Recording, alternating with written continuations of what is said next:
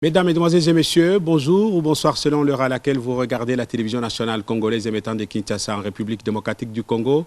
Encore une fois, bienvenue à votre magazine Deux sons de cloche. Deux sons de cloche, cet espace d'expression démocratique dans le respect des lois du pays, de l'ordre public, mais aussi de la vie privée.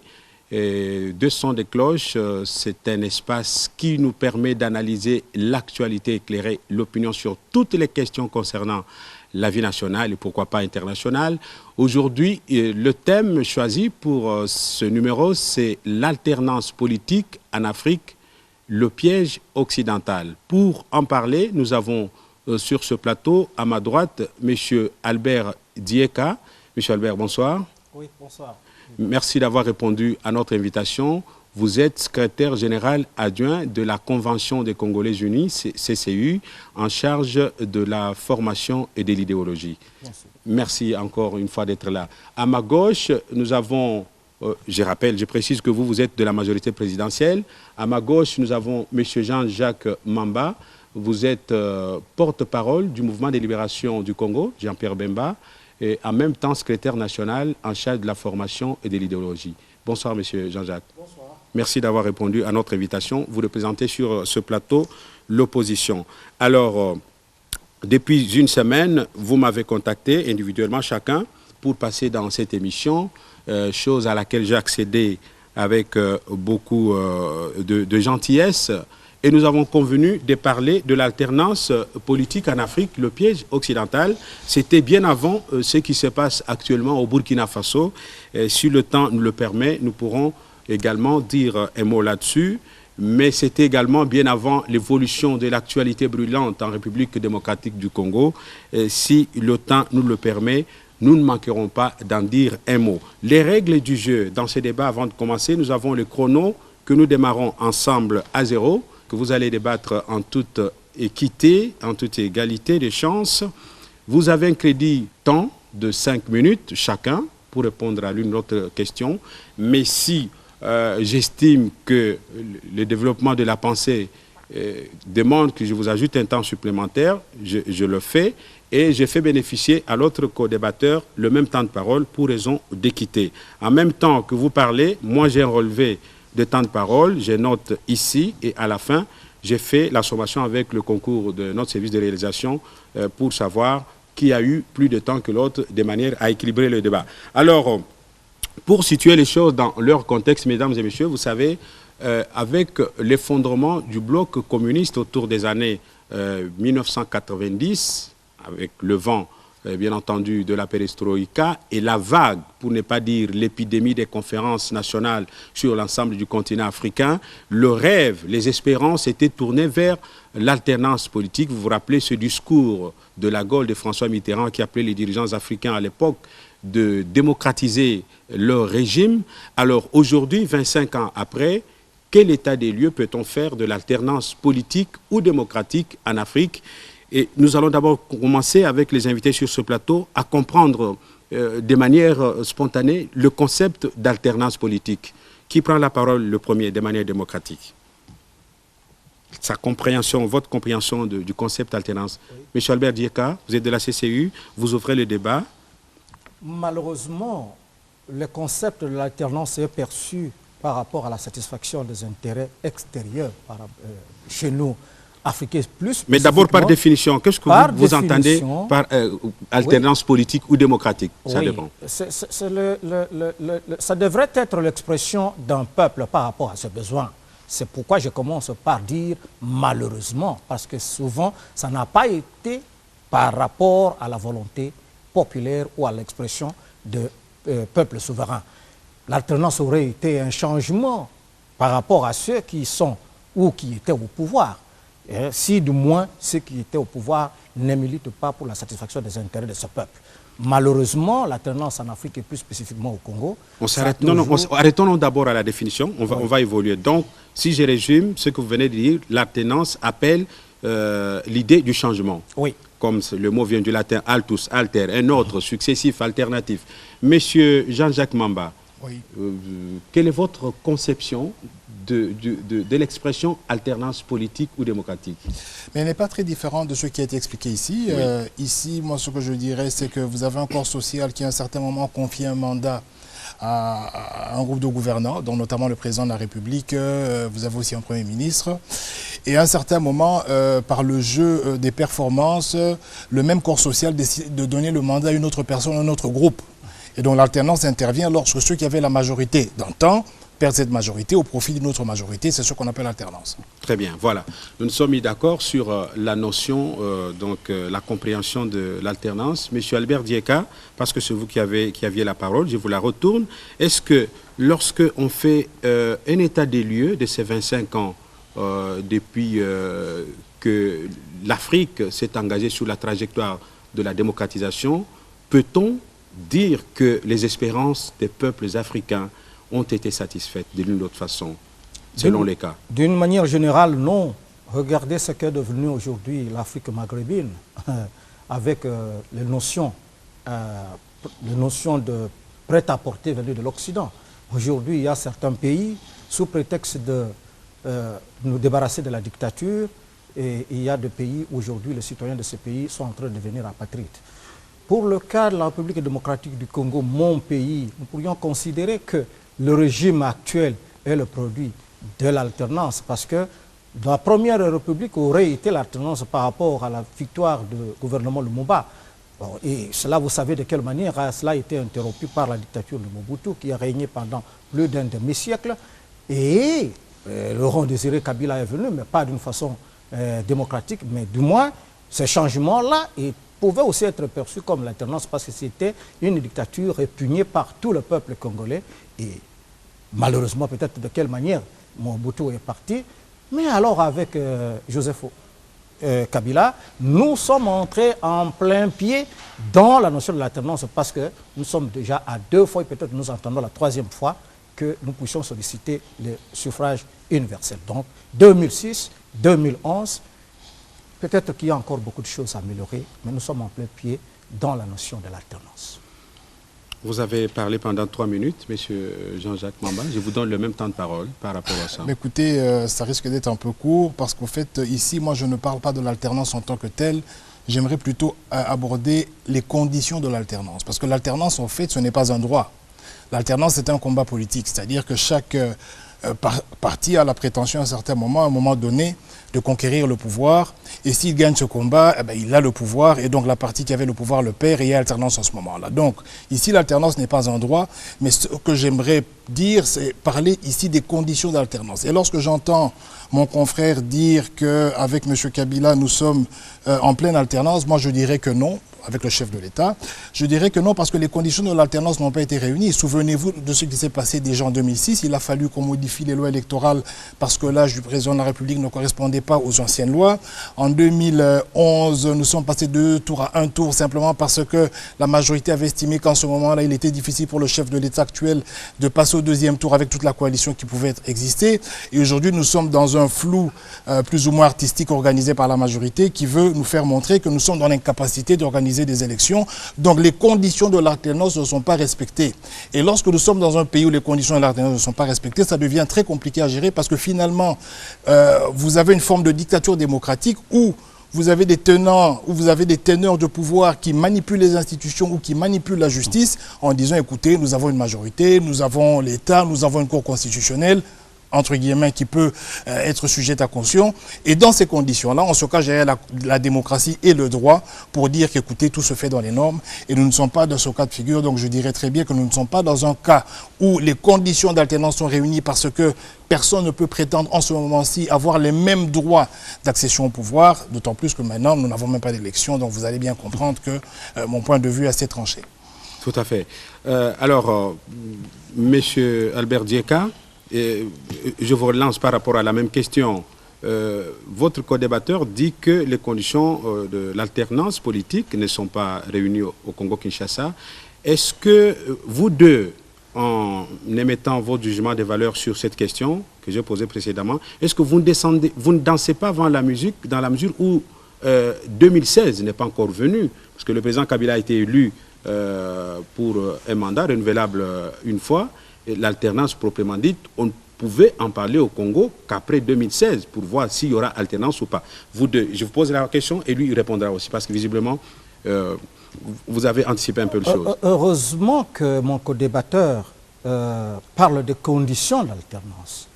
Et je suis ici à l'aise quand il parle des conditions d'alternance, mais vois seulement la possibilité pour un camp de monter au perchoir du pouvoir.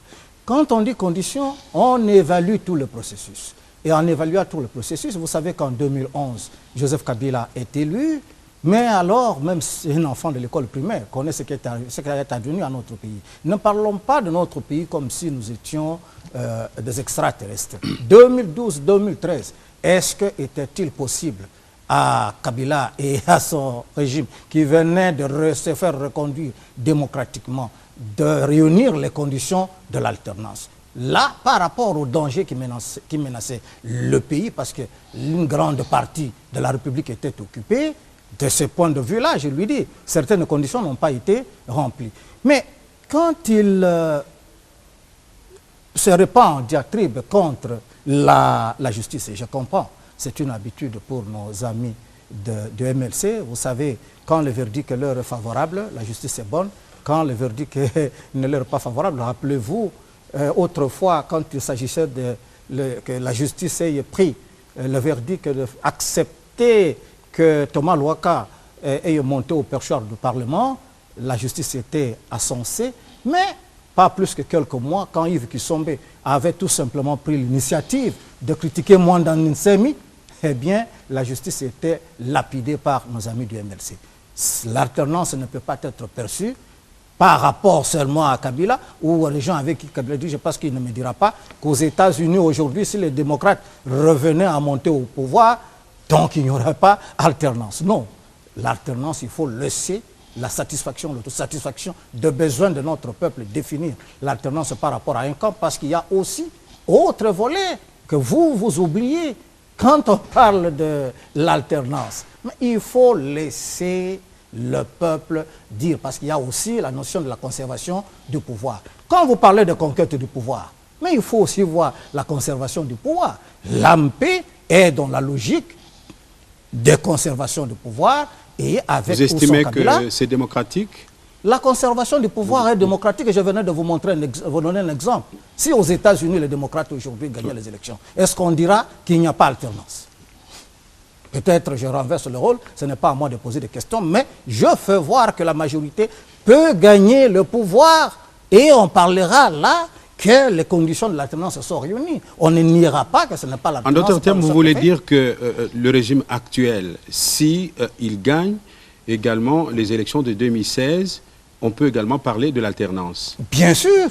En termes de conservation de pouvoir. En termes de conservation de pouvoir. Monsieur Mambara, est-ce que c'est votre point de vue? Moi, je crains que on ne se comprend pas. Je pense que M. Djeka ne comprend pas très bien ce que je dis. Je n'ai même pas encore développé le sujet lorsque je parle des conditions d'alternance. Qu'est-ce que je vais expliquer par là? Je vous donne un exemple de la Belgique, par exemple. Vous avez le financement des partis politiques. Vous savez que l'argent appartient à l'État et tous les partis politiques ont droit à ce financement. En Belgique, ce qui se passe, il y a des voix de préférence. Donc, lorsqu'un député, par exemple, gagne 100 000 voix, l'État décide de donner 4 € par voix, et vous avez 400 000 € qui sont remis à ce parti. Qu'est-ce qui arrive au fait? Le parti peut avoir une administration, un secrétaire général et une administration qu'on doit gérer. Et partant de là, le parti peut fonctionner et se déployer.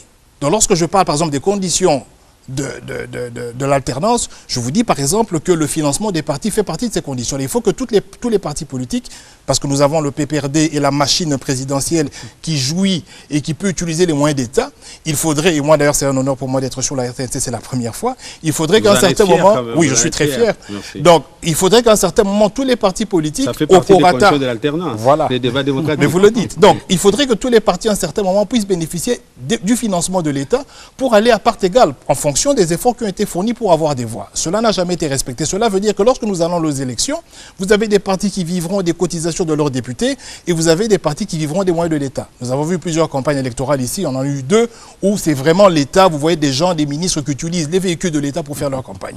Maintenant, une deuxième condition Une sous-question avant de continuer. Mais en 2003-2006, le MLC était également aux commandes de l'appareil économique du pays. Ça veut dire que vous vous êtes fait aussi une santé économique pour organiser les élections de 2006, même si vous les avez perdues. Je suis en train de vous parler du principe du financement des partis politiques. Là, vous êtes en train de me parler de la gestion d'un membre du gouvernement. C'est deux choses différentes. Vous avez parlé d'un parti aussi qui se sert des moyens de l'État pour faire la position. Non, c'est très différent. Qu'est-ce que je suis en train de dire? Nous sommes entrés dans un processus électoral. Nous allons aux élections. Nous devons y aller à armes égales. OK?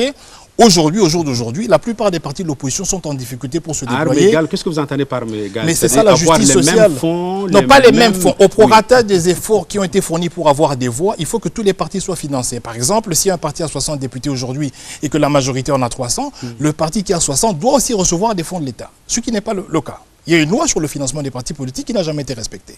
Mais ce n'est qu'une condition parmi tant d'autres. Je vais citer des autres. Vous avez l'indépendance de la justice. Aujourd'hui, on peut compter bon nombre de personnes qui se retrouvent aujourd'hui à Makala, des prisonniers d'opinion, qui n'ont jamais été entendus par la justice. Je vais vous donner une autre condition de l'alternance. Vous avez par exemple l'indépendance des institutions. Comment pouvez-vous, vous avez 2 mandatures, vous avez 2 gouvernements ou 3 gouvernements où on ne sanctionne aucun ministre alors que les performances économiques sont à 0. Ça veut dire que quelque part, vous avez une majorité mécanique qui est incapable d'aller au-delà des affinités politiques, aller vers le bon sens pour sanctionner ses propres ministres. Mais qui doit sanctionner les ministres? Mais c'est la majorité. Ce n'est pas le Parlement qui contrôle l'action du gouvernement. Mais le Parlement, c'est la majorité présidentielle. Nous, opposition, nous avons fait plusieurs motions de censure. Oui. Nous avons interpellé qui ne sont pas passées. Pourquoi? Parce qu'il y a une majorité mécanique qui protège les siens au-delà du bon sens. On peut continuer. Vous avez aussi, par exemple, la séparation des pouvoirs. On peut ici faire l'exégèse, on peut vous donner tous les cas. Il faut que nous ayons des conditions apaisées pour que nous parlions d'alternance. Et ici, dans le cas d'espèce, les conditions d'alternance sont très loin d'être réunies. Très, très loin. D'accord. Votre réplique, M. Dieka. Oui, c'est dommage quand pour comprendre la situation du Congo, on part puiser en Belgique.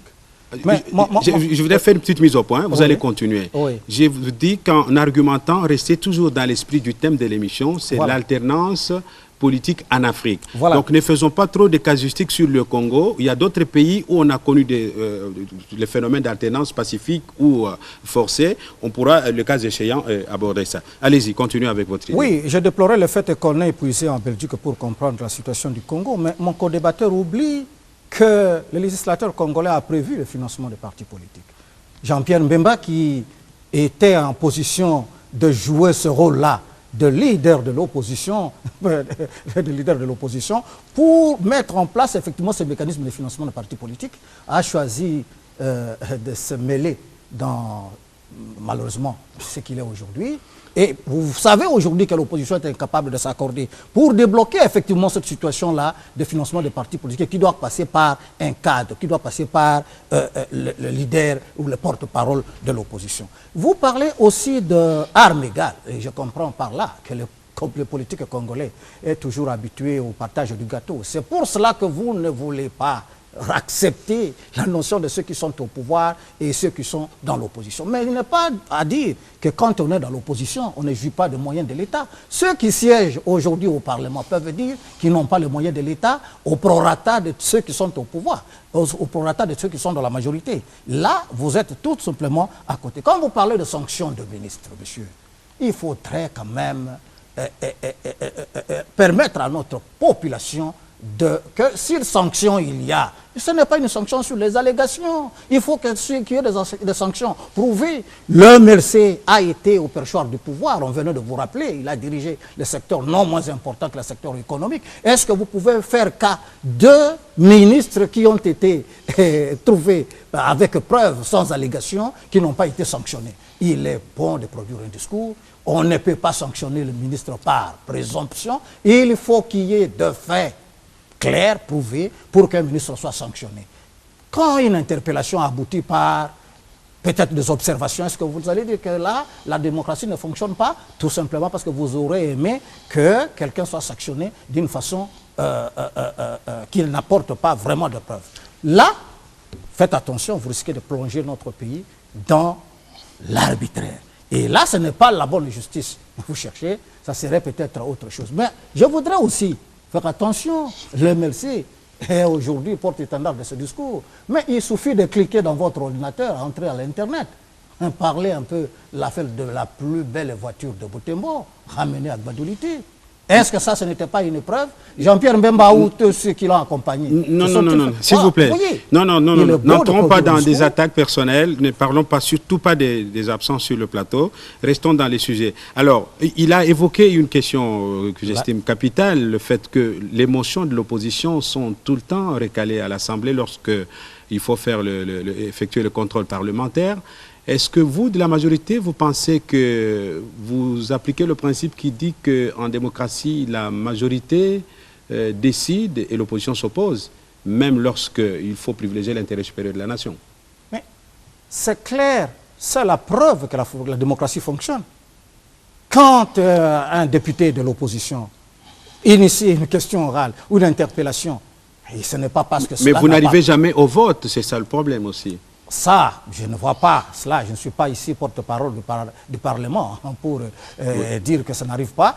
Ce n'est pas les conditions pour lesquelles cela n'aboutit pas. Mais tout simplement, je persiste et je signe parce que cela n'est pas étayé de preuves. Il y a aussi un domaine qu'il a abordé. Et toujours, ça procède de faiblesse de nous Congolais. Vous avez déjà épuisé votre temps de parole. Merci. Je vous accorde 2 minutes. Il pourra en bénéficier aussi. Oui. Et il y a la justice. Il y a le service. Je vous renvoie encore à consulter la notion de service. Même aux États-Unis, il y a le service de renseignement. Et moi, je me sens très mal à l'aise qu'on puisse parler de service, d'FBI. Avez-vous déjà vu un débat entre Américains sur l'FBI? Avez-vous déjà un débat public entre la classe politique en Israël sur le Mossad? Soyons un peu citoyens. Évitons, quand on parle de justice, et parler de service. Parce que ça procède vraiment de la sensibilité de l'existence même de l'État. Voilà, vous avez utilisé 1 minute et demie, donc de temps de parole supplémentaire. Monsieur Jean-Jacques Mamba, je vous donne le même temps de parole. Merci, pour répliquer, puis on passe au point suivant. Merci, je crois qu'on aura beaucoup de difficultés si on ne se comprend pas. On doit aider les téléspectateurs à comprendre ce que nous disons. Allez-y. Je vais rebondir rapidement sur ce que monsieur a dit. Je voulais lui informer que quand même le FBI a été dans des procès qu'il a perdus, la CIA aussi. Donc ça ne veut pas dire que ce ne sont pas des choses qu'on discute, pas ça se discute. S'il n'a jamais vu ça, je lui informe que ça existe, donc il ne devrait pas le dire. Maintenant, lorsque monsieur dit que il ne faut pas partir des allégations, est-ce que vous savez qu'il y a des gouvernements qui sont tombés dans certains pays par manque de performance? Je vous donne un exemple. Notre PIB en 1980 par habitant était de 586 $. Aujourd'hui, il est à 475 $. Est-ce qu'il y a progrès ou régression? Nous sommes le pays le plus pauvre du monde. Est-ce qu'il y a progrès ou régression? Est-ce qu'il faut des faits autres que des simples statistiques de performance pour dire que cette équipe n'est pas en mesure de résoudre les problèmes des gens? Il faudrait qu'on change d'équipe. Donc ce que nous disons... Vous répondez à quelle question? Je réponds à la question de dire... Non, je suis en train de dire les conditions de l'alternance, il ne faut pas que les institutions soient instrumentalisées. Et ce que je suis en train de dire, c'est que dans le cadre du Parlement, qui a une majorité, du moment que depuis 1997, on va dire depuis que M. Kabila est au pouvoir, depuis 2001 jusqu'à ce jour, il n'y a pas de performance. Et même le président de la République lui-même, dans son discours, le dit. Il dit, mais écoutez, vous avez des chiffres macroéconomiques, mais le social des Congolais ne change pas. Dans un contexte de non-performance, il faut que les institutions s'assument et puissent changer d'équipe. Même si ça sera la majorité qui va continuer, elle va se choisir un nouveau Premier ministre, elle va se choisir de nouveaux animateurs. Une question, ça veut dire que la Banque mondiale ou le FMI trompe le peuple congolais en donnant des statistiques qui font état des progrès. Mais c'est une pure vérité. Parce que vous êtes économiste de formation. Voilà, c'est du mensonge. Non, c'est une pure vérité. Je suis en train de vous donner des chiffres, mais ce que je suis en train de dire par conséquent, c'est que si vous avez un chef du gouvernement qui n'arrive pas à résoudre ces problèmes, ça veut dire qu'il n'est pas performant. Parce que ça fait 10 ans que nous avons la majorité au pouvoir. Si ces problèmes ne sont pas résolus, que nous n'avons pas de progrès, j'ai la courbe ici des pays comme le Nigeria, j'ai la courbe des pays comme le Ghana et même comme le Rwanda, je peux vous les montrer ici. Ces pays, pendant cette même période, ont pu croître le revenu par habitant. Donc dès l'instant que vous avez une majorité au pouvoir qui est mécanisée, qui est incapable de sanctionner le manque de performance de ces ministres, il y a un gros problème. On va choisir une autre émission pour parler de la bonne gouvernance. Maintenant, non, j'aimerais revenir sur le sujet. Parce que je vais rester dans l'alternance. Une seule question. Oui. Lorsque quelqu'un est malade, il est dans le coma et qu'il vient à guérir, est-ce qu'il peut marcher le même jour? Parce que vous avez dit qu'il y a des je vais maintenant répondre à votre question. Non, je vais revenir dans le sujet parce qu'apparemment vous avez l'impression. Oui. Je vais vous donner le cas de 3 pays. Vous prenez l'Angleterre, vous prenez les États-Unis, vous prenez la France. Ok? En prenant par exemple les États-Unis de plus ou moins 1950 jusqu'à aujourd'hui, ils ont connu 11 présidents, dont 5 démocrates et 6 républicains. Vous prenez la France, qui en a connu 7 parce qu'elle avait des septennats. Vous prenez l'Angleterre, elle a connu à peu près 11 premiers ministres. Vous prenez pendant la même période le PIB par habitant, c'est-à-dire la richesse individuelle par habitant. Pendant cette période-là, pendant ces années-là de 50, c'est aux alentours de 10 000. Et aujourd'hui, nous tournons autour de 35 000, 40 000. Vous prenez le cas du Congo, depuis les années 50 jusqu'à aujourd'hui, vous allez constater que nous n'avons pas évolué. Vous prenez maintenant des cas de pays africains comme la Tanzanie, vous prenez des bons exemples, parce que souvent la majorité utilisait des mauvais exemples. La Tanzanie, c'est parmi les pays où il y a une bonne alternance. Il y a une bonne alternance, vous prenez la Tanzanie, vous prenez le Ghana, vous prenez le Nigeria. Le Nigeria a un PIB par habitant qui est 10 fois celui du Congolais. Ça veut dire qu'un Nigérien vit 10 fois mieux qu'un Congolais. Maintenant, qu'est-ce qui se passe? On va peut-être dire que la corrélation ne peut pas être établie directement. Mais moi, ce que je vais vous dire, c'est qu'il faut maintenant vérifier le mode de gestion. Qu'est-ce qui se passe dans les pays où il n'y a pas d'alternance? Il y a d'abord l'autosatisfaction, il y a le manque de performance. Parce que la clé de l'alternance, c'est la performance. La performance, ce sont des chiffres. Vous allez constater que dans des pays comme les nôtres, vous allez trouver des débats à la télévision, des gens de la majorité qui vont prendre des photos pour vous dire « nous avons construit ceci, nous avons construit cela ». Mais jamais ils vont vous dire « nous avons donné autant d'emplois et nous avons augmenté le salaire d'autant ». Parce qu'il n'y a pas de chiffres qui sont disponibles. Donc, ce que je suis en train de dire ici, permettez-moi de continuer parce qu'il me reste encore 30 secondes, c'est que l'alternance ou les conditions d'alternance, lorsqu'elles sont réunies, ça permet aux gens d'aller à la concurrence de manière très libre et de faire mieux que les autres. Mais dès l'instant que ces conditions-là ne sont pas réunies, ça devient très difficile de faire mieux parce qu'on n'a même pas accès au perchoir. Il y a du trucage, il y a beaucoup de choses qui sont faites, de telle sorte que les gens sont toujours soumis à un dictat qui ne dit pas son nom comme c'est le cas actuellement. Tant de paroles consommées. Vous répliquez à cet argumentaire et puis on aborde la deuxième manche de cette émission, très rapidement. Je ne sais pas où était M. Jean-Jacques Mamba depuis 50 jusqu'à ce jour pour constater que pour le cas de notre République démocratique du Congo, il n'y a pas de progrès.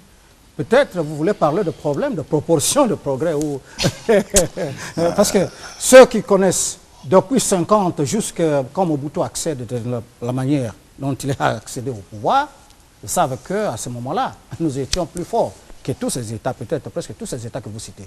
Mais alors la situation s'est dégradée parce qu'au lieu de consolider l'économie que nous avons héritée de l'administration coloniale, nous nous sommes mis à jouir.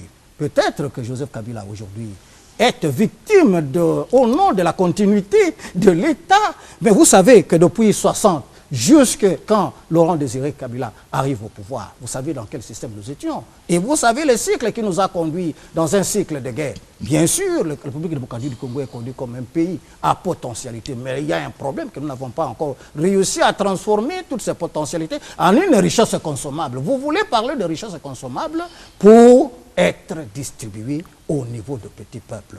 Bien sûr, il y a progrès, mais ce n'est pas encore suffisant. J'aurais aimé que vous puissiez constater que, même quand nous sommes entrés ici, M. Jean-Jacques, mais je vous ai vu apprécier le studio, mais pas pour dire, autant dire que la République démocratique du Congo doit simplement se complaire de ce studio. Il faut savoir apprécier les efforts et surtout par devoir de mémoire, se rappeler d'où nous venons. D'où nous venons, nous avons complètement détruit, cycle de rébellion. Kabila prend les affaires, les choses commencent à se redresser. Vous parlez des États-Unis, ils ont eu... Est-ce que Congo, nous avons connu un problème de 100 ans de guerre? Vous parlez de l'Angleterre, vous parlez de la Belgique. Tous ces États-là ont connu leur moment de difficultés. Et c'est pour cela que le politique existe. Vous et moi, nous existons effectivement pour voir où est-ce que ça n'a pas été possible, où est-ce que nous pouvons faire avancer les choses. Et malheureusement, même quand nous avons été avec vos affaires, vous prenez toujours de l'écart pour faire croire aux gens que depuis 50 jusqu'à aujourd'hui, c'est de la faute de Kabila Joseph. C'est anormal, c'est injuste. Il a dit, par exemple, que les performances que vous vantez dans les médias, les routes construites, et les infrastructures et consorts ne correspondent pas à la réalité qui fait croire qu'effectivement il y a des progrès économiques. Ça aurait été mieux, nous sommes à la RTNC pour un tel débat, si on peut juxtaposer par rapport aux affirmations de Jean-Jacques, ce qui était le boulevard, ce qui était 24, ce qui était autre, pour effectivement lui poser la question s'il y a un changement. Je dis le changement est à une proportion peut-être inférieure. Avec votre permission. Avec votre permission. Il lui reste juste 45 secondes. Le Congo avance, monsieur Jean-Jacques. Le Congo avance et dire qu'il n'y a rien, c'est là le problème. La proportion de la richesse je suis d'accord avec vous que ce n'est pas encore suffisant pour être distribué au niveau horizontal, c'est-à-dire au niveau du petit peuple. Je vous concède cela, mais à dire qu'il n'y a pas progrès, je vous dénie cela. Voilà. Vous aurez la parole, M. Jean-Jacques. Peut-être vous aurez l'occasion d'aborder ce que vous voulez dire. En peu de temps, parce qu'on doit aborder une autre marche de la question. L'alternance en Afrique, j'ai laissé qu'on ouvre le chapitre consacré un peu à l'aspect économique, parce que l'alternance, vous l'avez dit, s'il n'y a pas de performance économique, cela appelle également l'alternance. Mais maintenant, si nous rentrons, pour ne pas faire la casuistique, comme je vous l'ai dit, sur le plan africain, en termes d'alternance politique, 25 ans après le vent de la perestroïka et les épidémies des conférences nationales, est-ce que vous pensez que l'Afrique a fait quand même des progrès en termes de changement des régimes démocratiques qui ont stabilisé leurs économies et qui ont amélioré les conditions sociales des populations? Vous avez la parole et en 30 secondes, vous répondez à votre souci. Je voulais répondre. Je suis très mal à l'aise de passer à la télévision, et je crois que c'est quand même la RTNC, et de discuter avec des camarades de la majorité sur des routes et ainsi de suite. Des choses comme ça, des routes, des ponts et des choses comme ça. Vous n'allez jamais voir dans un pays développé où vous voyez un débat entre Sarkozy et Royal où les gens parlent des hôpitaux qui ont été construits. C'est du domaine régalien, c'est la responsabilité de l'État. La performance, c'est par rapport à l'amélioration des conditions de vie des gens.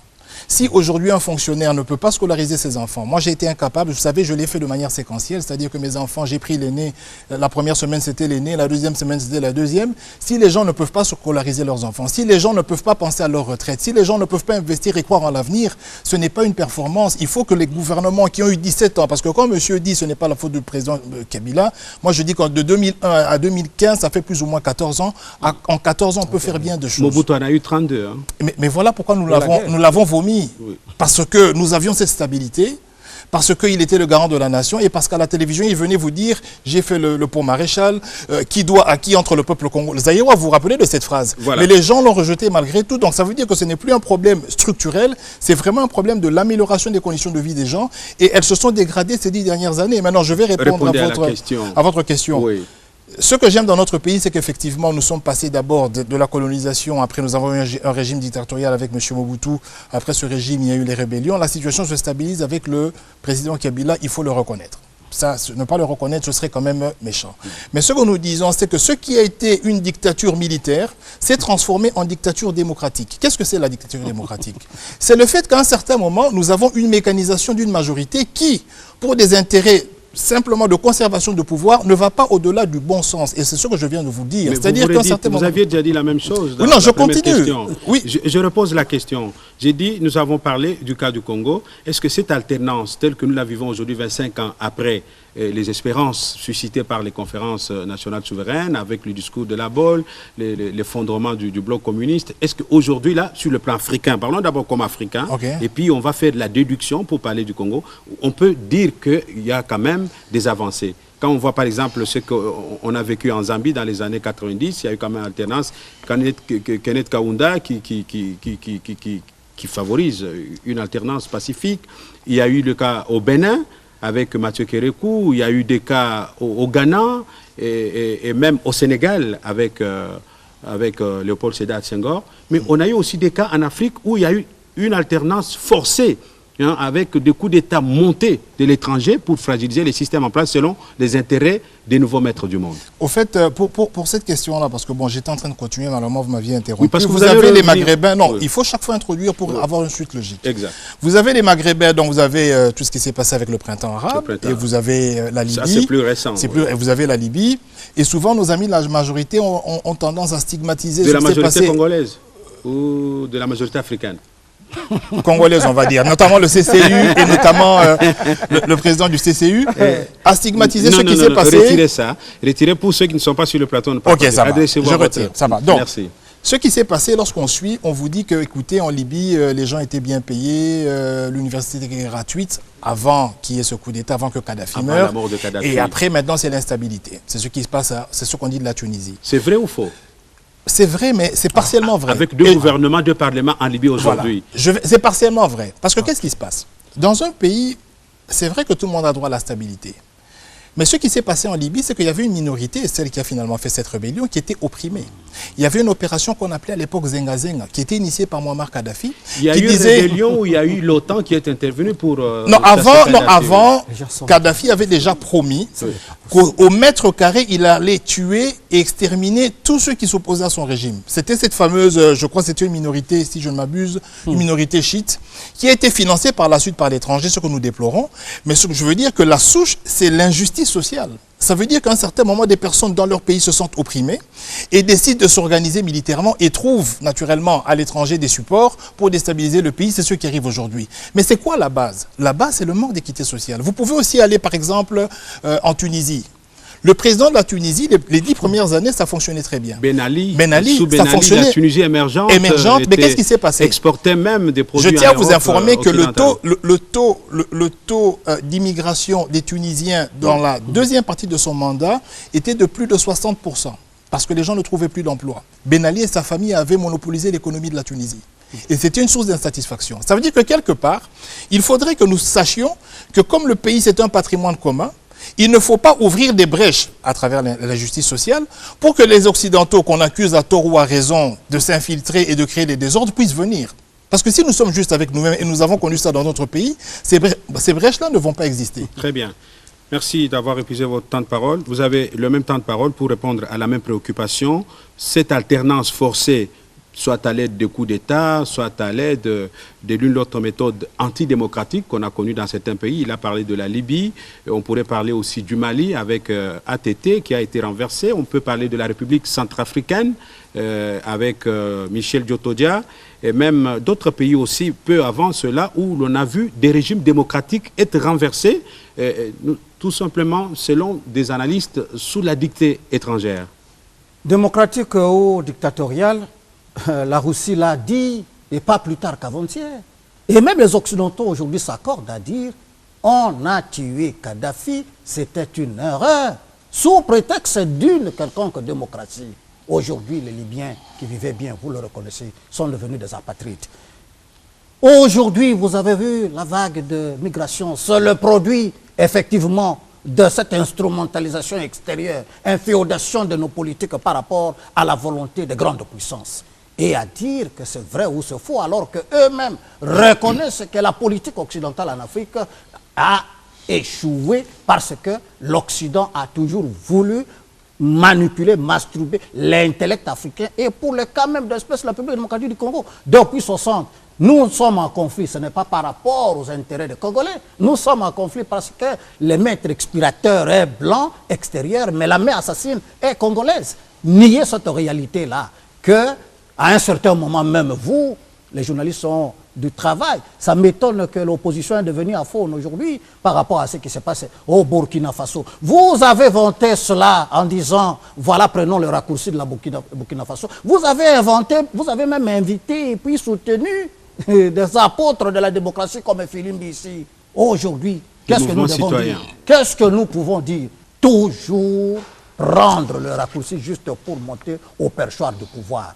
Nous en avons marre de cette instrumentalisation extérieure et ils sont toujours là, vouloir ou pas, quand vous dites si nous faisons bien les choses, les Occidentaux ne vont pas venir. Non, même quand nous voulons faire bien les choses, Lumumba n'était pas contre les Occidentaux, n'était pas contre les Occidentaux, Kabila n'était pas contre les Occidentaux, mais de lors que tous les nationalistes ont voulu redresser les choses dans le sens de satisfaction des intérêts des Congolais, ils ne l'ont pas voulu. Et j'aimerais ici vous inviter à faire corps avec celui qui commence à porter les signaux de changement. Vous parlez de croissance, vous parlez de croissance, la croissance quand même parle de zéro. Et ça progressivement. Ce n'est pas un levier où Kabila ou Batata doivent manipuler pour produire directement la richesse.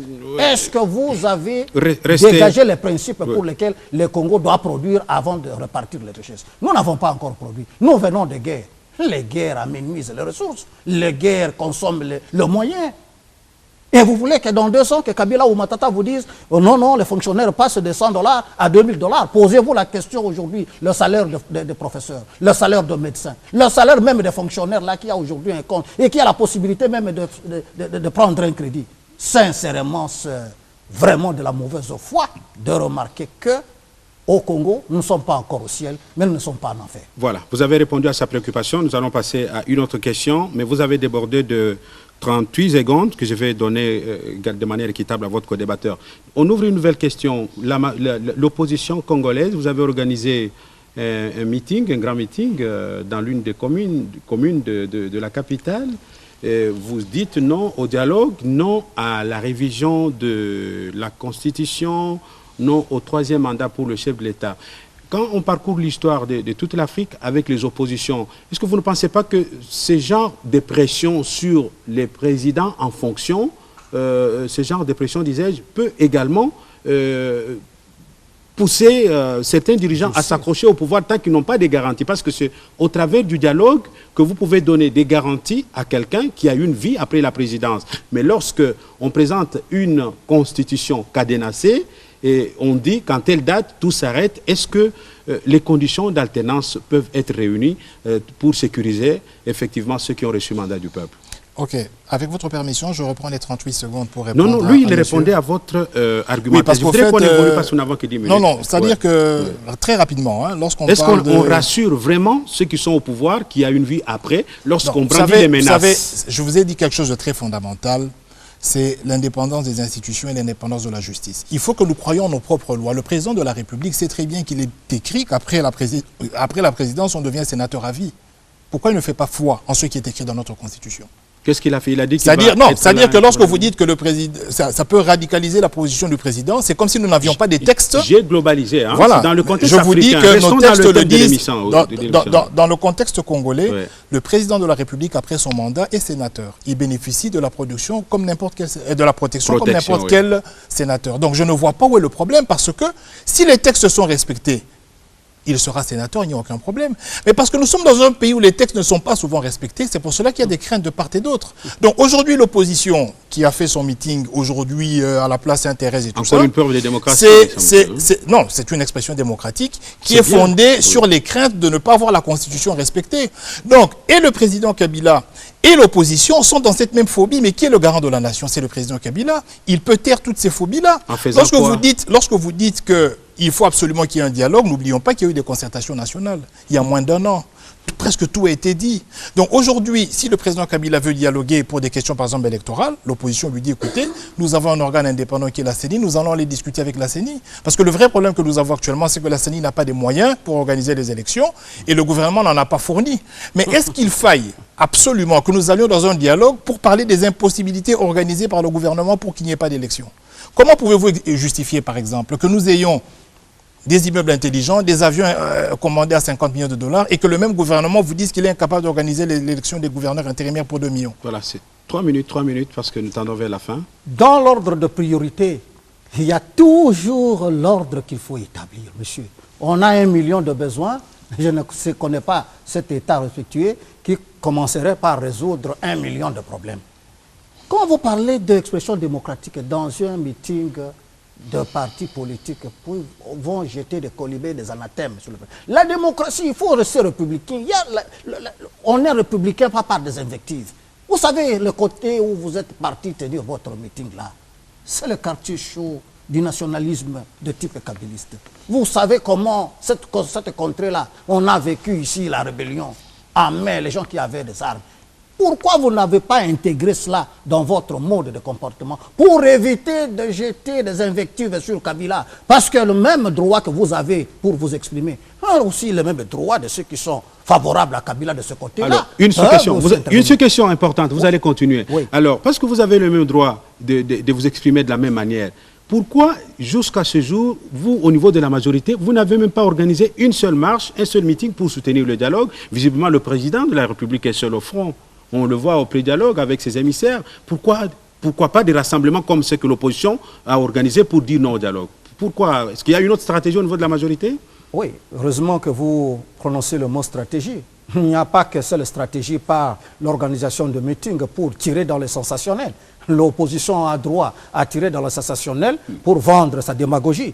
Mais j'aimerais dire ici qu'on a la liberté d'expression d'une façon égale. Il faut aussi reconnaître à ce pro-Kabila-là qui n'ont pas accepté votre façon de ne pas présenter aucune alternative dans le discours que vous produisez. Tout simplement des invectives. Kabila doit partir, même si, comme si la Constitution elle-même ne règle pas le mode par lequel Kabila doit partir. Vous avez évoqué le cas d'autres pays ici. Vous savez, il y a une différence, une grande différence entre les pays, les colonies françaises et les pays de colonies anglaises. L'avancée auquel vous avez fait allusion, c'est beaucoup plus par rapport aux pays de colonies anglaises. Mais vous savez comment Senghor était parti. Senghor n'est pas parti avec une opposition qui lui a dit vous devez partir comme ça. Même ici, Senghor était rassuré qu'il avait l'autre nationalité. Vous savez comment Jerry Rawlings était parti. Mais vous, parce que vous croyez que la focalisation doit se faire sur la personne de Kabila. Même quand nous vous disons qu'avec ou sans Kabila, nous allons gagner, vous ne voyez que l'ombre de Kabila qui est en train de hanter vos esprits.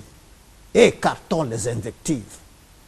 Parlons avec élégance. Ayons la modestie d'opinion. 3 minutes consommées, je vous arrête. Alors, monsieur Jean-Jacques Mamba, parce que vous représentez l'opposition sur ce plateau, pour l'intérêt supérieur de la nation, qu'est-ce que vous préconisez? Si matériellement il est prouvé qu'il est impossible d'organiser les élections à la date prévue en 2016, y aura-t-il une guerre? Si oui, entre qui et qui? Et pour le bénéfice de qui? Nous ne faisons pas l'apologie de la guerre. Vous savez, nous sommes un pays démocratique. Nous, MLC, nous sommes un parti républicain. Il n'y aura pas la guerre. Même si en 2006... Ce que nous disons est très simple. Oui. Dans un pays, il faut respecter les textes. Lorsqu'on n'est pas en mesure de respecter les textes pour une raison ou une autre, il faut s'en justifier.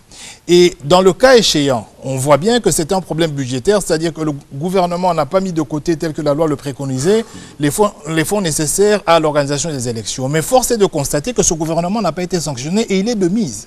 Ça veut dire que quelque part, la majorité doit donner un signal fort. Et nous avons foi qu'en 14 mois avec les partenaires extérieurs, parce qu'il nous reste 14 mois pour organiser les élections présidentielles et législatives, nous avons foi qu'en 14 mois, nous pouvons organiser ces élections. Avec la communauté internationale. Avec la communauté internationale, mais comme c'était le cas en 2006 et en 2011. Ce n'est jamais venu. Les 20 millions d'un pays... Attendez. Il ne faut quand même pas jeter sur la main qui vous a nourri. Vous crachez dessus, comme on dit, comme disait Mobutu à l'époque. En 2006, les kits que nous avons utilisés, les hélicoptères que nous avons utilisés, en 2011, c'était la MONUSCO. Donc aujourd'hui, si nous allons dans une posture pour dire, écoutez, il promet, s'il ne réalise pas, c'est même nier les petits efforts, on va appeler ça comme ça. Mais sur quoi fondez-vous votre affirmation qu'avec l'aide de la communauté internationale, vous pouvez organiser les élections dans 14 mois? Écoutez, tant qu'il n'y a même pas premièrement, le budget, il est indigeste. On doit le revoir. Le budget qu'a présenté la CENI, il est tout à fait indigeste et il doit être audité. L'indigence de la réalisation. Voilà. Ce budget doit être audité. Oui. Ce budget doit être audité et nous pouvons tomber à un budget du genre 600-700 millions de dollars pour organiser les élections et ce pays est capable de les trouver. Il suffit qu'on mobilise les recettes nécessaires, qu'on fasse un cap dans la session budgétaire pour trouver cet argent et on va réaliser les élections. Donc vous aimez un processus apaisé. C'est ce que nous voulons, pas de guerre. Pas de guerre. Pourquoi la guerre? Il faut la paix. Merci pour votre message. Monsieur Albert Djeka, en 2016, si à la date prévue, matériellement et techniquement, il n'y a pas élection, qu'est-ce que la Constitution dit? La Constitution... Le mode d'entrée en fonction de nouvelles institutions, c'est comment? Le président de la République, tout comme d'autres dirigeants d'autres institutions, resteront en place jusqu'à l'élection de nouveaux dirigeants. Ça, c'est la Constitution qui le dit. Toujours le MLC alléché par l'odeur de l'argent. Il continue à revenir sur le reproche selon lequel le gouvernement n'a pas mis à part. Je vous dis, Joseph Kabila a été élu en 2011. 2012, la guerre commence, les territoires étaient occupés. Comment pouvait-il dire au peuple congolais, écoutez, je dois d'abord économiser et attendre que l'M23 occupe même 1 mètre carré de la République démocratique du Congo. Si on peut parler budget, c'est peut-être dans ce budget ici qu'il faut insérer. Mais c'est pour cela que les politiques existent, pour résoudre des problèmes comme celui-là. Oui, venez le MLC. Vous avez une expertise économique terrible depuis 2006. Vous parlez aussi de démembrement comme si Kabila s'est réveillé un jour là par sa volonté. Nous avons tous participé au dialogue intercom. Ceux-là que vous et moi, opposition comme majorité, nous sommes accordés de dire Mobutu a régné sous la dictature, faisons la décentralisation. Et nous sommes venus, nous avons même soumis les textes au référendum. Aujourd'hui, ça m'étonne de voir le MLC être parmi les partis qui réclament le retour aux 11 provinces. Mais de quelle manière nous pouvons retourner aux 11 provinces sans effectivement favoriser le glissement? Vous avez été le premier, monsieur Jean-Jacques, à demander qu'on puisse vider les arriérés des élections. Vous avez abandonné cette proposition. Vous avez fait tuer les gens ici sous prétexte que le gouvernement voudrait organiser les recensements pour les glissements. Aujourd'hui, vous exigez une autre condition qui est l'enrôlement de nouveaux majeurs. est-ce que vous ne demandez pas une chose et son contraire à la fois? Dès que le gouvernement ou la majorité accepte une exigence posée par vous, vous suspectez d'être un complot ou un piège. On ne peut pas avancer, construire la République sur base des humains. Voilà, nous sommes pratiquement arrivés à la fin de l'émission. La réalisation me fait pression, je suis désolé. Mesdames et messieurs, nous vous disons très sincèrement merci d'avoir été des millions à suivre cette émission de Son de Cloche. Je promets que je reprendrai des contacts avec les mêmes invités sur ce plateau pour un autre numéro. Je remercie à ma gauche M. Jean-Jacques Mamba, qui se trouve être le porte-parole du mouvement de libération du Congo de Jean-Pierre Bemba. Il est secrétaire national à la formation et à l'idéologie et il a représenté l'opposition sur ce plateau. Et pour le compte de la majorité, à ma droite, M. Albert Dieka, qui est de la Convention des Congolais Unis, CCU, où il assume les fonctions de secrétaire général adjoint en charge également de l'idéologie et de la formation. Avec les deux, nous avons essayé de réfléchir autour du thème l'alternance politique en Afrique, le piège occidental. Vous avez suivi vous-même les analyses de l'un et l'autre pour vous permettre de comprendre certaines questions d'actualité, non seulement au Congo, mais aussi en Afrique où nous avons fait une sorte de crochet. C'est à vous de les juger. Quant à moi, je vous dis très sincèrement merci au nom de toute l'équipe qui nous a tenu compagnie. D'ici là, portez-vous très bien. Au revoir. Vous allez venir, on va se saluer devant le public. C'est une façon pour nous de le remercier.